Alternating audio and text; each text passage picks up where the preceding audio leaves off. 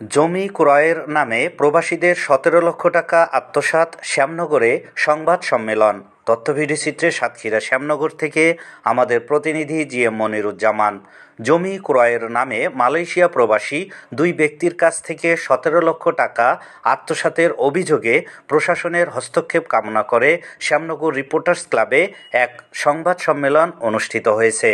বংশীপুর গ্রামের মোহাম্মদ শাহজাহান সিরাজ সংবাদ সম্মেলনে লিখিত বক্তব্যে বলেন, তার মামা মালয়েশিয়া প্রবাসী আব্দুল কাদের ও তার বন্ধু রুহুল আমিনের কাছ থেকে গাজীপুর জেলার সারোয়ার শিকদার জমি ক্রয়ের প্রতিশ্রুতি দিয়ে ১৭ লক্ষ টাকা গ্রহণ করেন। তবে প্রতিশ্রুতি অনুযায়ী জমি তাদের নামে রেজিস্ট্রি না করে নিজের স্ত্রী তাসলিমা খাতুনের নামে রেজিস্ট্রি করেন।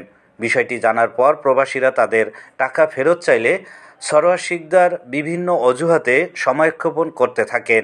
এক পর্যায়ে রুহুল আমিন শ্রীপুর থানায় একটি সাধারণ ডায়েরি করেন, যার নম্বর ৭৬৫৬, তারিখ ১১/১২/২০২৩ ইং। তবে পুলিশ তৎপরতার পরেও সরোয়ার টাকা ফেরত না দিয়ে স্ত্রীসহ বাড়ি ছেড়ে পালিয়ে যান।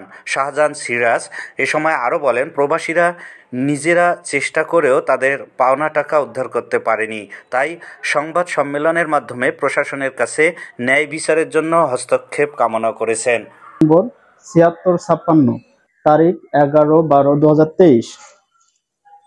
এই ঘটনার পরে উক্ত সরোয়ার শিকদার খুব শীঘ্রই টাকা পরিশোধ করবেন বলে প্রশাসনের মাধ্যমে আবারও সময় নেন, কিন্তু তারপরও সে টাকা না দিয়ে একের পর এক নানা ধরনের তালবাহানা করতে থাকে।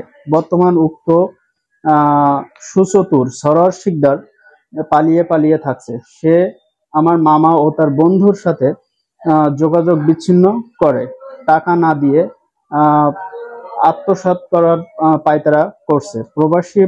প্রবাসী মামা আব্দুল কাদের ও বন্ধু রুহুল আমিন এর টাকা উদ্ধারের জন্য সংবাদ সম্মেলনের মাধ্যমে ও আপনাদের লেখনের মাধ্যমে সংশ্লিষ্ট প্রশাসনের হস্তক্ষেপ আশু কামনা করছি। মোহাম্মদ শাহজাহান সিরাজ, পিতা মোহাম্মদ আব্দুল জলিল, গ্রাম বংশীপুর, পোস্ট ঈশ্বরীপুর, শ্যামনগর, সাতক্ষীরা।